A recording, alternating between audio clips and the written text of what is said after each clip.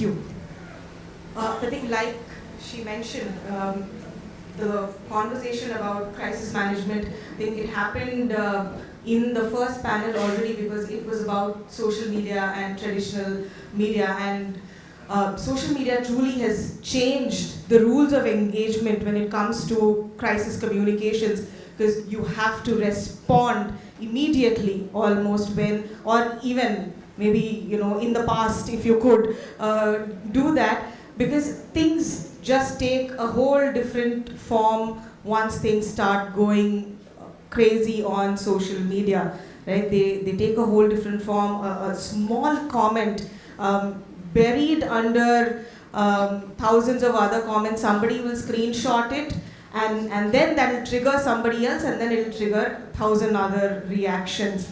So my question to all of you to begin with, and I want each of you to tell us, is in the last 7-8 years, by how much has your response time to crisis reduced? Like, once you get to know, in fact, I think Akriti was telling me when I was speaking to her about the service she provides. She works with Viziki, and they provide data on brands as to what's the sentiment about their brand to them real time, and some of the brands even want these messages coming to them on WhatsApp as they happen.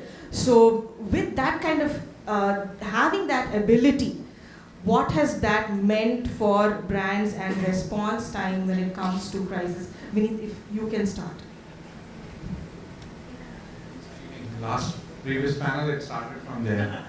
But anyways, guys, very good afternoon, and first of all, thank you, Shrikant sir, to have me here. Thank you, Agency FQs. We have all sort of, you guys are growing up, we have grown up on. He's the original stalwart when it comes to the advertising and marketing communication. So, she said 6-7 years. Sorry, I'm a little older than that, so I'll go a little before that. There was a time when a crisis used to happen and you used to get almost, if not less, 12 to 24 hours to sort of plan, because those were the days only for print media. By the time journalist gets to know, journalist reaches the location, photographers go, things like those, you have enough time to create your, first know the fact check and do all of those preparations, right? Now, so it's like, the way I put it is, the change is 24 hours to 24 seconds. Thanks to X, in the sense Twitter, not X, the real X, but the Twitter. It just takes 24 seconds, right? Thanks to the smartphone, right? Everything goes like right there. So you do not have time. You do not have time before it happens. Do you really need media to sort of get to know crisis? Probably not. You sort of have crisis coming right from the, from the location, or sometimes you would not even know how that crisis has gone up. You're part of that and you would not know that this has happened just behind me. And it has happened, right? And it is being reported as well. So there are a lot of these permutation combinations which happens. So looking at the speed which we're really talking about, the speed has both the connotations. It has helped us. I was just sharing my case study of Terminal 2, which one of my video got some 10,000 plus views of Terminal 2 Bangalore, which is one of the best in the world. But it also has the similar negative connotation too. So it's like same coin has two sides. So that's another part of it. Now when it comes to preparedness, from my thought process, the playbook is the same. Playbook. If you don't mind, we'll come to preparedness in a bit. Yeah. I want to skip you, Gayathri, because I think for an airport, it's not like you get to know later, so you are in the thick of it. So I'll come to you right. I would just like to add something. Sure. What has happened is we always have to have a crisis comms plan in place. But what has changed over these years is the initial statement used to be within the first 30 minutes, but it's become 5 minutes now.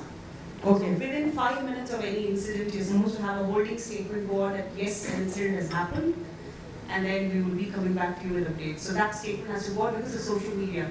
Okay. That change is So that has changed even for you then. It's has, not. it has for okay. 30 minutes. You can't wait for more than 5 minutes now.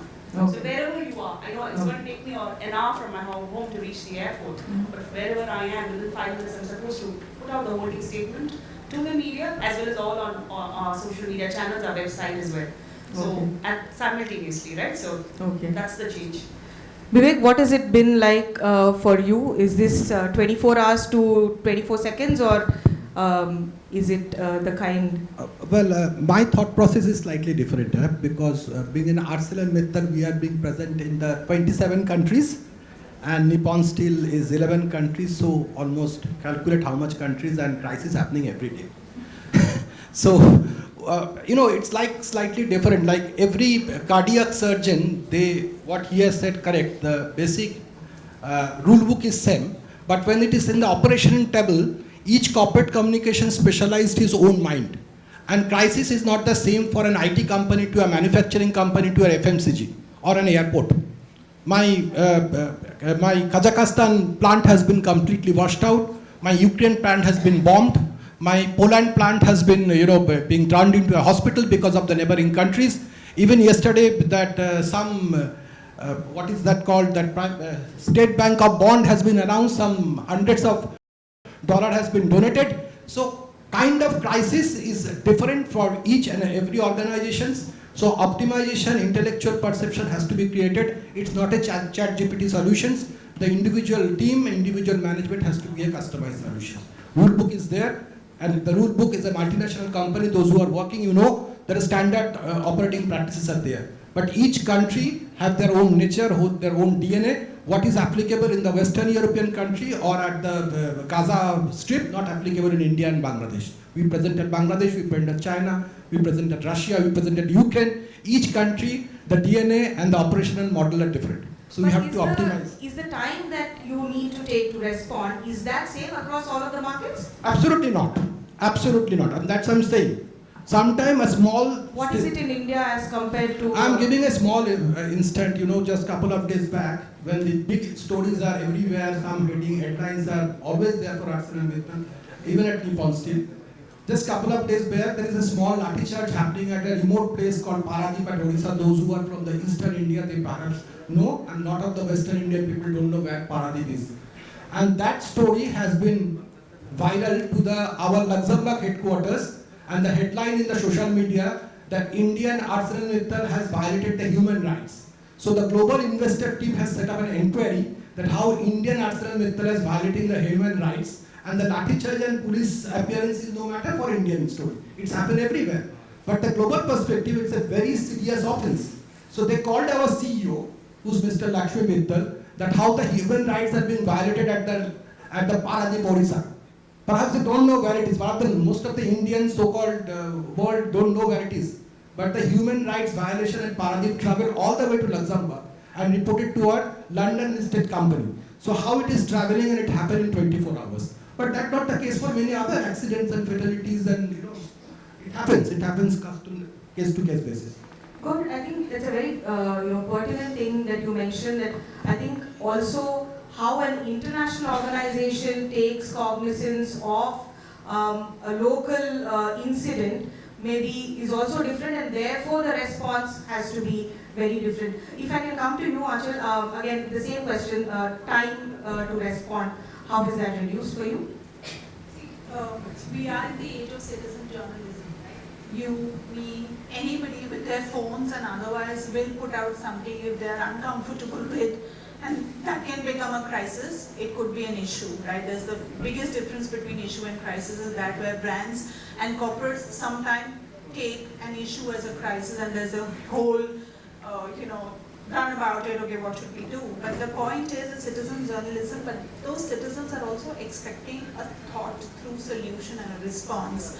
Even if it's a holding statement, you can take a little while, but you put that response out. I don't think so they're expecting a solution in 5 minutes. So that is that 5 minutes or in my sense, from 12 to 24 hours, with the impatient people like us now, I wouldn't say it's 5 minutes, but it's about an hour or two. They're still okay, but it's definitely not 12 to 24 hours anymore. So with that time reducing, the reason I asked all of you to give that time is that within that time, how well you can strategize to think of all the plan A, plan B, all the way onto, ZZ actually. You don't have that time now. So you have to fall back on a template to begin with. Like Bibek was saying, there has to be, some sort of guidebook that you have. You fall back on it initially. But then comes the whole challenge of, maybe this was not in the right tone, or this was not the right response. This sounded great, the guidebook said this, we did it, but then maybe something else was demanded. So in 5 minutes you can only do this much. That is when I think the agility comes in, being, the nuance of the culture, the local region, all of that starts coming in. So Vineet, I want you to, explain. You were talking about preparedness earlier. So going from preparedness to, then acting, because preparedness will only take you to that 5 minute thing. It will solve for that, but then you still have to, be in that crisis still. So, when we look at crisis, of course, that's one time when both the sides of the table are on the same side. That's my belief. And here we're talking as an agency in corporate communication, right? Because then there is a common goal. Now, you can prepare, you can create any number of permutation, combination, simulations as far as crisis is concerned, but I can tell you one size doesn't fit all. That's the bottom line there. When it crisis hits, you have to have these playbook gives you a preparedness, at least gives you an idea how to handle that and how to take it, but then what happens exactly on ground is very different. And I'll go back, for me, if you really ask me, first time when I realized crisis in life, when my sister cried. And I used to say, crying sister is a crisis, right? And then the playbook was very simple. Playbook was, if it's between me and her, mom, dad have not seen, then you deal in a different way. And if your mom, dad have seen, then you clearly have a different strategy, right? So that's how I really see the crisis part. Now, coming back to the playbook, the response time, I'll tell you two things which are very important. Timing, yes, because of digital and social media, and therefore what she said, yes, we have noticed, we confirm, we'll come back, right? So what happens there? Most important response time is you cut down on the rumors. There is an old story of communication we have heard. The person says, hey, I see both those two people together. The next person says, hey, I saw them together. They were sat in the same car on the back seat. The third person would say, oh, they were holding hands. So the whole story moves like that, right? So in a crisis situation, what we are doing is by those statements, cutting down all of those rumors, the unwanted stuff going around, and social media is great in that. And therefore when we look at crisis, response is very important. The second most important thing is honesty. You really go back, and then there are of course definitely more parts to it, but that's how I would sort of. Gayathri, if you can come in right now, because an airport and things that happen, and especially right now, I think it's great that we have you here because you can tell us exactly how things unfold for you and how you respond to them. Because people get very impatient. People are waiting to go somewhere. Of course, you don't respond on behalf of airlines, but all of that is happening under your purview. And then there are the bigger crises like, a crash, an unfortunate terrorist attack. Those are, things that you possibly prepare for but hope that it never happens. What is your playbook like, and how do you keep going back to it to say, okay, this is something we learned from, something happened elsewhere and therefore we are tweaking this now. We learned from this and this is how we'll change later on. How do you keep updating things in your playbook as you learn from other cases? We have these regular exercises that keep happening. Every 3 months we have tabletop exercises, modular exercises, and an actual simulation of a fire, say, because most of the air crashes happen during takeoff or landing. That's the statistics that you have. And it need not be air crash alone. It can be a hijack threat, or maybe your IT system is completely failing in the airport. Imagine people just can't travel if your IT system entirely fails. Like, I've seen lot of crises is happening through my, yeah. So there was a baggage belt failure where about some 10,000 bags were left behind by passengers. So we had so many complaints. And we've had instances when a small flooding happens, your runway is flooded, flights can't take off, and then fog happens, flights can't take. You will see all the news updates, right, which come when flights are getting delayed, passengers are angry, passengers start tweeting, and the media make stories out of tweets these days. So a passenger tweets that there's a 1 kilometer long queue, All the internet desk. in the gate, and that's the headline of a story that the journalist writes. It is so exaggerated. There can never be a 1 kilometer long queue, but that's how it is. So these are the kind of media we deal with every day. They keep on asking, and we have a bureau sitting at the airport. Like how we have city journalists, we have each of the media houses have a bureau at the airport. They call airport bureau itself. So they're always lurking around with cameras, trying to talk to passengers. Your VIPs are traveling, ministers are coming. They're always trying to get a story out of it. So for us, you can't actually prepare completely for any kind of crisis. The strategy has to happen immediately, and depending on the crisis, your communication has to evolve accordingly. But the initial few statements can be those standards, templates that we have formed that can be used as a reference, but definitely you can't be completely prepared for in advance. That's for sure. So Bibek, is it all experience? When it comes to crisis management, finally, is it down to someone who's seen enough to actually be able to act in that moment and do the right thing?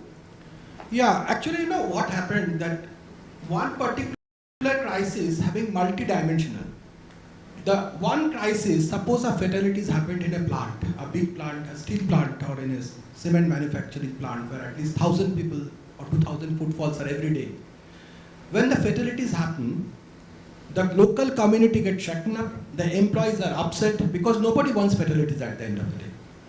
But that ripple effect of that particular plant accident having a different impact in the local community, but it has a different impact in the Mumbai or Delhi where the corporate office sits, where your investors are sitting. They want to have that kind of statement, what is reactive statement or proactive statement, or what is the phase you have preparedness, how you are reacting. But the local people, does it matter to them? Something is happening in Jabalpur, or something happening in Gurgaon, outside of the Gurgaon, or something happening in the South India remote locations. People thought process are completely different. They don't want to have a holding statement. Yes, you have prepared a holding statement. I think every one of you have prepared a holding statement and share it to the media. How does it matter to the local community? How do you keep it the local stranger, the hundred of strangers sitting outside the plant, and when they get to know the dead body will bring it out from the plant through an ambulance, they will get out the ambulance and stop for compensation or a huge amount of money and job. How do you tackle that? This is also crisis for the plant managers. The gentleman sitting here, I know he has handled many crises such thing. So this kind of local crisis is tremendously put pressure to the local management, and that has no value for those who are sitting here at Mumbai or Delhi in an air-conditioned room making some holding statement given to the investors. Okay, investors are ready because they have $100,000 billion they have invested in India. But how to manage the local, that is also a different challenge, and their holding statement has no value. They had to have some kind of knee-jerk solutions. And that the local management, with the help of corporate communication or their local PR agency over there, they have to make some solutions and make it happen quick, peaceful. That's the challenge we often fail in this kind of crisis. Good. And you also mentioned a very interesting thing, that the crisis communication is possibly, the one that we are largely talking about. You are bringing up these very interesting points that not even thinking about, because you said, we are possibly thinking about crisis communication for the investor, for the metro, social media savvy, consumer. That brings me to another question, and Aanchal, if you can take that and then we'll go over this, is how important does it become if you're thinking about the investor and what they think when there's a crisis, or the social media savvy consumer, then the CEO or the founder of the company, them tweeting about it, or posting on LinkedIn, wherever that they do. Because like Gayathri said, what someone says on social media, especially if it's a person of influence, it is then picked up by news media like us, and then we run it as a story. So how relevant is it, and when is it relevant for the face of the company, the person, to say something, to make a statement, and how quickly should they start speaking about it? I'm going to quote a study here. Harvard Business Review did a study where they said that about 78% of employees, trust their CEOs if they have a social media presence, and about 92% of people look for leadership on social media before they decide to join a company. So I think in today's day and age, it's more than proven that social media is an essential part of our lives. But I feel it is important for the company to be empathetic, and whoever is the face, whether it's the CEO who interacts the most, or it could be anybody else from the leadership team who interacts on the celebratory moments, to take onus, because I think that's what your different stakeholders are expecting from you even in times of duress. So it is important, but I will go back to the first point that I made. It's always the clear distinction between what is a crisis and what is an issue. I may not want to expose the leadership when it is a minor issue in a day and age of social media, where consumers are putting out memes, or there's a typo error and things like that can be avoided even without responding many a times. So that would be my submission here.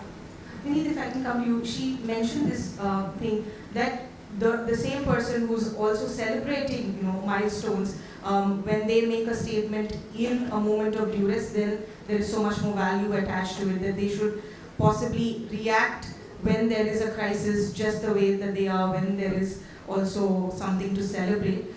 Your thoughts, what should a CEO, a founder do in a moment of crisis? So, I think very clearly it's the intensity of the crisis. Depending on the size of the crisis could be anything, right? And then therefore you start looking at the hierarchy. If there are, the people's lives are involved, I would say you have nothing bigger than that as a value. So you need to really address it from the top and make sure there is an ownership, there is an apology which is not a sort of in a shape of greenwashing or anything. So it has to be a very serious apology. There has to be a acknowledgement, way forward, and also at the same time commitment that it won't happen. There are a lot of these parts which are important, and depending on again the crisis, right? So there are times like crisis which is happening in last 2 days, right? I don't think any CEO would sort of put their head out and talk about it. Nobody will, right? So it's again how you really see the situation and where you need to speak, what kind of a crisis, what kind of a situation you sort of. Definitely there are issues which are thanks to the smartphones and also impatient people like us. Thanks to this social media, which has made us impatient. If you have to wait for 10 minutes in a queue, how does it matter? Those are the days when you used to sit in a train for 6 hours, which is late by 8 hours, or wait for 5 hours at the station. So, it's the way you've sort of moved on, right? So again, coming back to the whole idea is not to sort of go carried away. Sometimes, we comms people also get carried away by the crisis. So you need to sort of be, and therefore when I say that, sometimes I've seen many cases where we have made the crisis by commenting on a crisis. there was no crisis, but just because you've sort of gone ahead and say no comments, it has become a crisis. And I'm sure a lot of us will. That's what Aanchal is saying. Differentiate an issue from a crisis. I think that's what it also comes back to you. We have just 5 minutes, and I want all of you to comment on one thing. We started with discussing, how that time to respond has reduced. I now want to know that first response. How often is the first response sufficient that you don't have to do anything more? How often is the playbook right? And that's it, you don't have to do anything else? Or is it that more often than not, you truly are in a deep crisis? So again, it depends on the crisis. So if it's something that can be explained in one media statement, as in most cases it's like that. So we have it almost every day at an airport. So with a media statement, it's over. But when it escalates, when it becomes bigger, or when some false news is being printed in the newspaper or on social media, we've gone back to the media and got it corrected. And we've made them issue corrigendums, or publish corrigendums, right? So that's what we do. So it all depends on the intensity of the crisis, and we respond accordingly. That's how it is.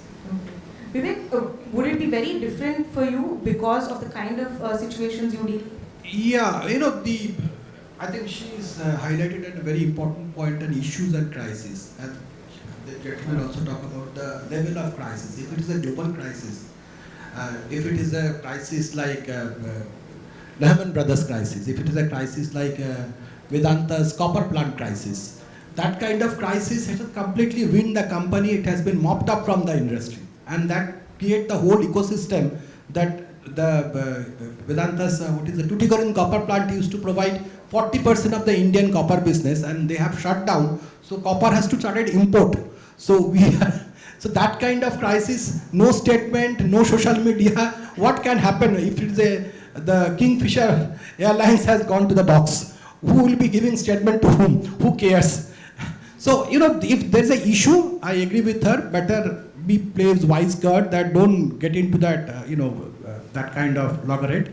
But if the crisis you can manage at your level, I did it couple of times. That I purposely decided, although my playbook said that every day you have to go to media and update a daily statement, but I thought in Indian context, going back to the media every day, it is not creating your transparency, but it is fueling the oil to the local media to carry the news every day. So better cut the news some point of time, because every day, as she said, there is some other point of crisis or some political agenda will take care of your headlines, and very soon your news will be vanished from the people's mind. So better take a wise decision not to fuel. Even the playbook said, okay, every day you go and update for your transparency, better not to do that. Better mop it out from the people's mind. Don't go ahead. One statement is fine because that is being required by as per your protocol. Do that and be silent. Sometimes it works like magic. Would you agree, Aanchal? Just keeping mum. I think in the space of social media today, the attention span is very small. So a lot of your conversations come and go the way you scroll up on your phone. So in those cases, sometimes not responding or assessing when to respond is important. Not necessarily that everything needs that 5-minute or a 1-hour timeline to respond. So I think that's really the essence, and I would say that's the assessment that one needs to do before you even decide whether you want to respond or not. But yes, if it's a crisis, I don't think so it's going to end in one statement, because it will have a series of events that people would want to be updated about. And just one last point, I think it's very, very important when you talk about crises and issues, is listening and monitoring. I think if you have your ears to the ground, whatever platforms that you are looking at the sentiments and the kind of conversations that are happening, while yes, all of us go by the rule book and there is a lot of preparedness that everybody will look at depending on what industry they come from. But sometimes you can also preempt when you listen to these conversations that are happening about you and your industry. So I think that really helps in even deciding what should I respond and when should I respond. Good. We have just a minute left, Vineet. I want you to respond on one very specific thing which we didn't speak in all of these 30 minutes actually, is how often is handling fake news becoming a crisis situation for brands and brands you work with? I think most important what Aanchal spoke about, listening, very important. Creating narratives. If there is a fake news, the person who creates a fake news, you can't even track them. They create fake news, they remain. So for that, the real news has to go out, and has to go out not in one way, has to go out to multiple platforms in multiple ways. And therefore, when I see today the traditional media, the credibility. If I would say, do I use traditional media for masses? Probably not. I would use traditional media for credibility, and that's how you can really sort of fight back with the fake. Listening is very important. And the one final thing, it's a little controversial, but create your image, create your perception positively so big that any crisis which comes and touches and go doesn't matter. We have one very good example, today in India. So yeah, that's what I would say. Thank you. I think we had a little, for this evergreen topic, I think every time there is a COPCOM or PR conversation, crisis management will be a part of it for years to come. And for that masterclass that we had from all of you, thank you so much, and thank you, audience.